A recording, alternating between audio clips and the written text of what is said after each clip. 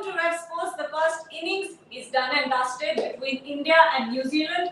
New Zealand batters put some great effort into this total. At one point, it looked like 350 would be the par total, but then the Indian bowlers came in and really pulled back the New Zealand attack. And now we have a score, a total of 274. It looks chaseable, but me, Trisha, and Raja will be talking about this. We will be discussing whatever happened in the first innings and predict what could happen in the second innings as well. Trisha, Darren Mitchell, first of all, let's talk about him.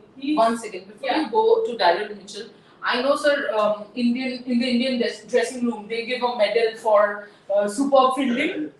We don't have a medal, so superb prediction. India is chasing 275. Yes to that. But I think credit to the bowlers, Mohammad Shami especially, for having won that 5-4. But let's go ahead with talking about Darren Mitchell. Yeah.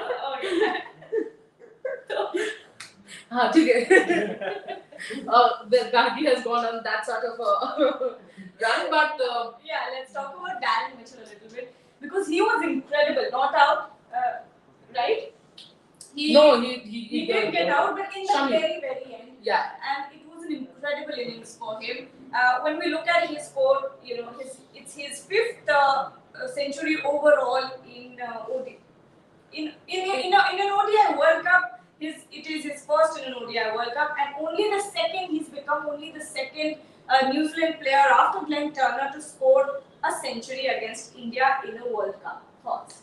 Right. I think Darren Mitchell actually set the whole innings because 2 wickets had fallen quickly, and then it was Mitchell along with Ravindra. Mitchell was fantastic. The way he attacked the spinners, as we can see in the graphics. Jadeja, he was more circumspect with, which is expected. Jadeja had given only 48 runs in 10 overs. But with Kuldeep, he was on fire, and the best part of his innings was playing with a straight bat. Yeah. Yes, he tried to reverse sweep a few balls, but mostly, if you see the big hits came straight down the ground. I think it was a beautiful innings, even though he is from the opponent. But no doubt, it was very elegant to watch. They were clean hitting. When he hit the ball, it stayed hit. And he was not lucky, Trisha. Yeah. Like Rachin Ravindra was. He had the devil's luck today. Absolutely. Dropped catches, some great reviews to stay not out and then get to 75. That partnership really set the tone for New Zealand, but they'll be very disappointed. I think they've fallen at least 25 runs short. Even though it said 275, they look like they're getting to 300 quite easily, but full credit to the Indian attack. The last 15, you can actually split this match into 3 little parts. The first 10 overs, India was on top. Siraj bowling really well alongside Bumrah, and then for about 25 overs, New Zealand was on top. The last 15 overs, India just came to the party and did really well. Absolutely, and when we talk about Darren Mitchell, I think one of the main aspects of his batting today was the way that he handled the spinners. He's always been a good player of spin, but today he completely dominated. Of course, given the circumstances that we're playing in Dharamshala, and the pitch doesn't have a lot of perches for spinners, but then still, against Kuldeep Yadav, who should have been India's X factor in today's game, but Darren Mitchell hit 43 runs off of 28 balls against Kuldeep Yadav with a strike rate of 153.57, whereas against Jadeja, he scored 20 runs off of 31 balls and with a strike rate of 64.51. What does that say about Darren Mitchell at this point? See, Mitchell was always good against spin. But what it also says is that the plan was to attack Kuldeep. And they came out all guns blazing against Kuldeep, which also showed in his bowling figures. But yeah, I think he came down the ground, he was hitting straight. So, as Raja said, that it was such a classy innings, that even though you were not really enjoying as an Indian cricket fan, but you still have to admire the beauty of it. There's no doubt about it that he played one of the best innings against Indian spin bowlers, but he handled the faster bowlers well as well. So he played the all-round innings that New Zealand would have expected of him. Coming in at 19 for 2, yes. Tough situation, nearly 10 overs had gone, and then to pull the side out of very difficult situation, and played with a lot of time and comfort. It's not the best pitches to play shots on. The ball was not really coming on as nicely as we would have imagined from the distance. But I think he played the shot so well. He adapted to the track pretty well. And I think the others were struggling, whether it was Latham, whether it was Glenn Phillips who came on later. I think they were struggling with the nature of the pitch. The bowlers also struggled a little bit. But I think full credit to Mitchell for the innings that he played. Quite marvellous alongside Rachin. Absolutely, and like you said, Daryl Mitchell and Rachin Ravindra both put on an incredible show for all fans to see because they've been incredible and they also achieved the highest partnerships in India versus New Zealand World Cup matches for any wicket. So they had a partnership of 159 runs, which is an incredible, partnership. And when we look at the second number, it's 136, Sunil Gavaskar and Chris Shrikant. But talk about that innings, talk about that partnership, the way that the two, kept the scoreboard going, kept the strike rotating. It was incredible to watch, wasn't it? Yes, but I would still say that that partnership kind of was our fault. We weren't the best in the field. But Ravindra, I think from the England match, that was their first match, has been so impressive. In fact, when he gave those balls straight to the fielders, that was a little, unlike Ravindra. He has been very good, and I also think he uses his wrist pretty well. And as we can see, the partnership graphics, Rachin Ravindra and Mitchell with 159. Think of it, in a score of 274. Yeah. They together put almost 159, which means the rest together put another 120 odd. So the significance, and also this pitch seemed like a wicket where if you are settled in, you can hit the ball easily. But if you are coming in new, it becomes tougher. It does, but I think they complemented each other. Both Ravindra and Mitchell, they played different kind of innings. Mitchell was the attacking one, but like you pointed out, some of the credit should go to, or the lack of credit, so to say, should go to fielders like Ravindra Jadeja and Jasprit Bumrah, usually very safe hand. Both of them dropping catches.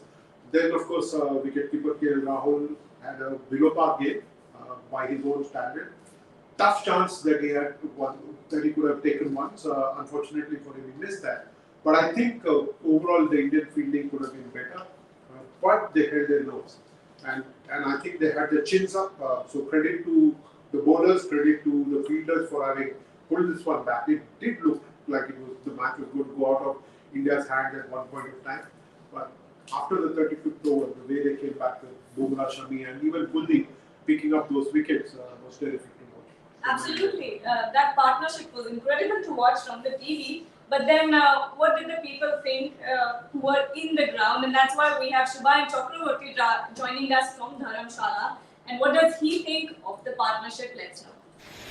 So a good bowling show by the Indian team, but when talking about the New Zealand side at this HPCA stadium in Dharamshala, it has to be the partnership between Daryl Mitchell and Rachin Ravindra. Of course, after a good start by Mohammad Siraj and Mohammad Shami after they dismissed Devon Convoy and Will Young pretty early in the innings from 19 for 2 to 178. I think Rachin Ravindra and Daryl Mitchell deserve all the credit for this batting show by the New Zealand team. Of course, Rachin Ravindra has been in great form in this tournament, but Daryl Mitchell also stepped up to it today, used his experience with utmost responsibility and some cracking shots in his century. But yes, that partnership was complete in my opinion. They played the spin pair of Kuldeep Yadav and Ravindra Jadeja with utmost panache, and yes, the way they were sweeping him, it didn't look like Kuldeep Yadav is the main bowler for the Indian team and in-form bowler. But yes, and the way they picked up some of the shots and played those big hits and used their skill set to take those singles and twos in the difficult middle over phase. I think Daryl Mitchell and Rachin Ravindra has to be the highlight of this New Zealand batting show. Over to the Indian team now, and let's see which pair steps up today for the men in blue. Like you two pointed out, that partnership between Daryl Mitchell and Rachin Ravindra really did go on because we had a lot of missed chances.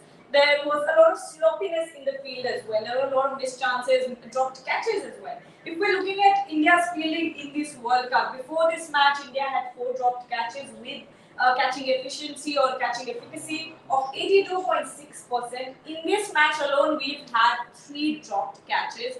But you know what they say, right? Catches win matches. And in today's match, India had an efficiency of 33.3%. That's not a lot because if those catches were taken, first of all, Rachin Ravindra was very early in his innings when Ravindra Jadeja dropped that catch. Jasprit Bumrah also had Darren Mitchell very early in the innings. What does that say about India's fielding at this point? Because this has been a problem sometimes. It does show up. Yes, at times I remember, Gargi, you were mentioning just that we end up taking up some incredible catches but miss some absolutely common ones. Absolutely easy ones. I think we missed the dollies. It was straight there. But also, I know we are talking about catching, and that changed. But I was thinking our ground fielding wasn't great either. Yeah. If you see a few saves, we kind of went throwing ourselves. I think it was It's because of the outfield? I think it's purely thing. You had some great fielding. Go back to Shreyas Iyer taking that magnificent catch of Evan Conway early on. Then Virat Kohli taking those 2 amazing catches.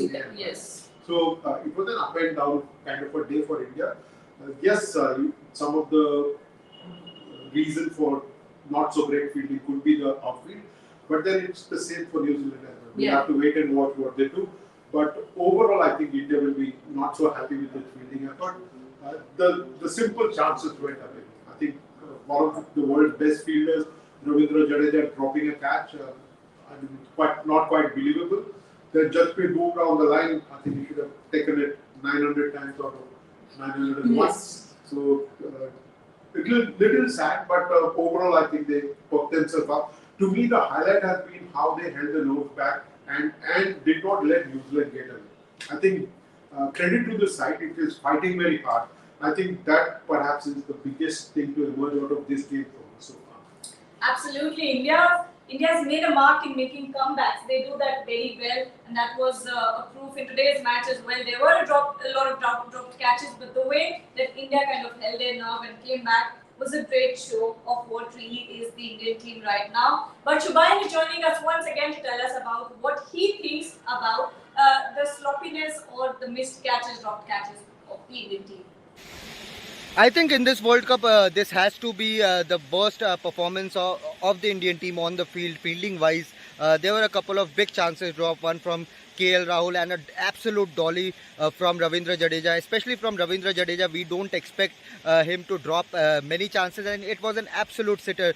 Things could have been different if had KL Rahul or Ravindra Jadeja held those catches, but even the best of the players have off day on the field, and hopefully the Indian team this will be their worst show on the field fielding wise when it comes to the World Cup, and hopefully we'll see the Indian team back in form, back stopping and saving everything on the field. Of course, there were some great saves on the field, especially from Shreyas Iyer down in the deep, and there was an instance where even Virat Kohli stepped up and dived to save one great boundary, which could have been easily a 4-run. But this is not the best of outfields for the fielders as well. And let's give it to our Indian players. They have been brilliant in this World Cup so far. But overall, today was a poor day on the field, and hopefully our guys, our men in blue, will step up their performance, especially fielding wise, later in this World Cup.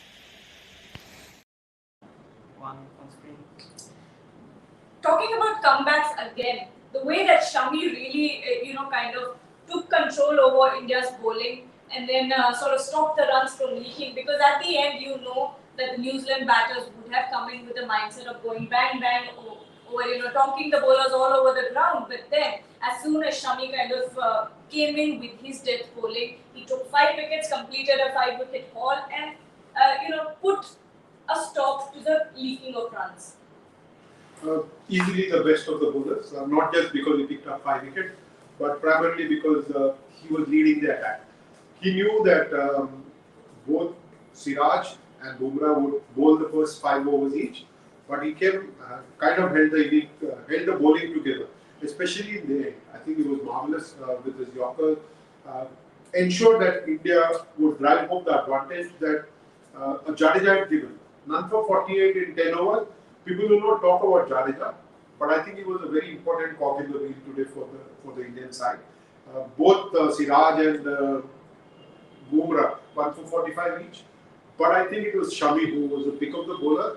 But you can't even overlook Kuldeep. He had a bad day, all right, but he came back with 2 wickets and then helped India try and stage that comeback. But Absolutely. Shami it was, the bowler of the day. Absolutely. I think I have always said this, that a lot of people only talk about Shami's power play skills, the swing, the seam, the wrist, but people completely forget that he has brilliant Yorkers. And when we are talking about Yorkers, I think last 2-3 overs, Bumrah and Shami were absolutely on point, continuously bowling that Yorker length. And Kuldeep's bowling is almost like New Zealand's innings itself. 2 halves. Yeah, 2 halves. First 5 overs, he gave away 48 runs, and then he came back next 5 overs, 2 for 25. That is where he did not someone like a Latham's role was to settle down, and then they could have gone big. But once Ravindra got out, there was no other batter who settled it. And you know what that resulted in is something interesting. In the last 10 overs, out of those 60 balls, Mitchell only played 27 of them because they couldn't rotate the strike. And Mitchell is the set player. Had he played, say, 35, 40 balls, we could have seen another 20 odd runs. If 10 more balls, 20 odd runs, quite possible because he was already settled there. So I think overall it was fantastic the way Indian bowlers, Kuldeep, Shami pulled. But I completely agree with sir because you are playing with 5 bowlers. When Kuldeep is going for 48 in 5 overs, if your spinner at the other end also went for 48 in 5 overs, you have lost half the game there. But Jadeja pulled it and he bowled it economically. Yes, he didn't get a wicket, but that is where, he didn't let New Zealand completely run away with the game.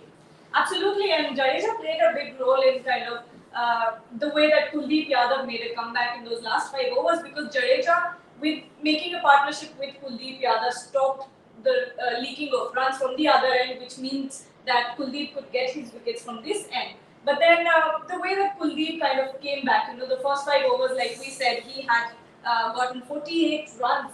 He had been hit he gave away 48 runs. And then it's sort of like, if we're looking at it from a cricketer's perspective, the way that it affects you mentally, right? Kuldeep is really good at doing that, breaking a partnership. But then the way that he was getting hit today, give him some credit as well that the pitch wasn't that great. It couldn't have given him a lot of purchase. But then the way that Kuldeep, mentally could have gone through this. Tell me about that. I think because we also have a very good leadership team in the ground. Where you can see Virat was animated. We were speaking about it. Virat and Rohit had an animated chat. And you can see all of them are behind Kuldeep. And Rohit is someone who keeps talking to his bowlers. So that also helps, because if your captain comes and tells you, don't worry, it's okay. It's just a bad phase. That helps, because suddenly there are times, especially as a bowler, if you're not having the greatest of day on the field, and everybody is abandoning you, nobody wants to come and speak to you, you suddenly feel, I think we are, not in a great position only because of me. And then suddenly all the mental pressure can bog you down completely. I think that doesn't happen in this team because they are happy for each other, they love backing each other. If you see those videos of them getting the medals, they behave like kids, they're jumping on each other, so they're delighted for each other, and that team environment ensures that someone like a Kuldeep didn't feel the complete pressure of being hit. I also think Kuldeep himself held himself together very strongly. Absolutely. Would have been easy for him to crumble and give away another 40 runs in his final 5 overs, but he knew he had a chance. He just kept nagging at the batter. Got that LBW decision of Tom Latham, and then picked up another key wicket when he bowled slightly wide. He's a smart bowler, but I think today it was all more about him holding himself together under pressure, and he did a fantastic job of that. holding. Sorry, I just wanted to say something. What he said suddenly reminded me that even when Mitchell was batting, he actually set Mitchell up with that wider one which he hit and Bumrah missed. Yes. So Kuldeep had his plans in place. Yes, maybe it didn't work completely, but yes, he had his plans in place. Absolutely, and we have Shubhain joining us from Dharamshala to talk about Kuldeep's bowling as well. So yeah, an off day for Kuldeep Yadav here at the HPCA Stadium in Dharamshala. It is not the easiest of tracks for the spinner, and in-form Kuldeep Yadav did struggle a lot, especially against Rachin Ravindra and Daryl Mitchell. They were sweeping him, they were picking him for some good big strokes. But Kuldeep Yadav did try to force some wickets in that middle over phase, but was unfortunate. A couple of drop chances of his bowling. But yes, 10 overs, an economy rate of 7 plus. I think Kuldeep could have done better, but yes, let's not get too harsh on him. He has been one of the India's main informed bowler in this World Cup so far, and I'm pretty sure he will bounce back in the upcoming match, especially in Lucknow, which is sort of his home ground in Uttar Pradesh. But let's see how Kuldeep Yadav comes out of this poor show. It was not the best of days for Kuldeep Yadav, and that can happen to any athlete in this world. But yes, credit to the New Zealand batters as well, the way they put pressure on Kuldeep Yadav, and you know, since Kuldeep Yadav has increased his pace of the year, batters have found it difficult to pick him. But credit to the New Zealand batters, they did extremely well against Kuldeep Yadav, and hopefully Kuldeep will bounce back in the future matches in this World Cup. 274 is the target for India. Indian batters have been doing really well in this tournament, but tonight it's a bit different because it's New Zealand. New Zealand have been doing incredibly well. How do you look at this chase? Will it be a tricky one? Will it be an easy one? It won't be easy, it will be tricky, but at the same time, I think New Zealand has actually helped us and shown us what we need to do. Of course, Rohit should stick to his plan, but also we have to keep in mind that once settled, don't have to play safe cricket, but ensure that the batter who's settled gets more of the strikes so that, you know, the scoring becomes easier. Maybe you don't have to be over aggressive, but yeah, I think it won't be that difficult. But we need to keep wickets in hand. We do. I think it's important for India to play smart cricket, but you've got a good attack to contend with. Matt Henry has been bowling brilliantly in this World Cup, and this is the kind of track where he might get that little bit of extra bounce there when compared to the Indian bowlers. Then there is Bolt and Santner to contend with as well. So there is a good attack for that New Zealand has got, and India will have to play smart cricket to get that score of 274. It is doable. It is not very difficult for India. I do hope for the fans' sake that India gets that 274 in about 48 or 47 hours.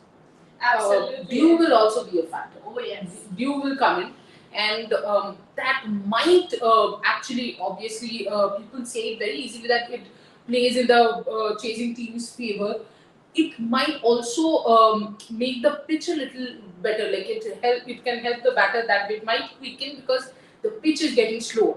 So I think Dew also will help. Absolutely chasing. Absolutely. And before we say goodbye, we have Siddharth Sharma joining us, and he has a question for you guys. We say, is poor footing and grip at the last second due to bad outfield the reason for Jadeja and Bumrah's stopped catches? I don't think for the catches the outfield has to be blamed. For the overall fielding effort, I think the outfield will come into some kind of play. But it is the same for both sides, and I think we will get to see some good effort from New Zealanders. But like I said, I'm hoping that India will come home in about 47, 48 hours. Absolutely, and that is it from us for this chat, for the mid-innings chat. Stay tuned because we'll be back for the post-match show, of course, and we will discuss how the whole match progresses. And don't forget to like, share, and subscribe to our YouTube channel, Rev Sports, and keep joining us.